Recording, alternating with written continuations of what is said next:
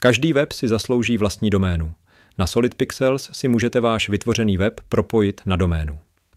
Nastavení najdete přímo v administraci, klikně na nastavení a pak sekci web.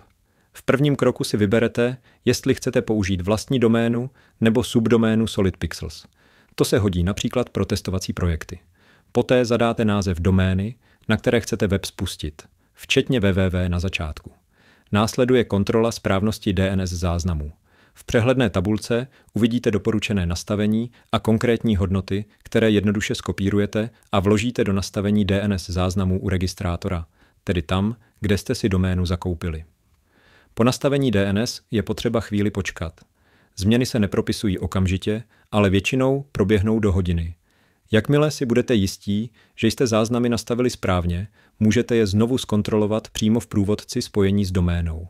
V momentě, kdy jsou všechny záznamy v pořádku, zobrazí se možnost potvrdit propojení. Kliknutím na potvrzující tlačítko se web, včetně administrace, automaticky přesune na novou doménu. Gratuluji, váš web běží na vlastní doméně.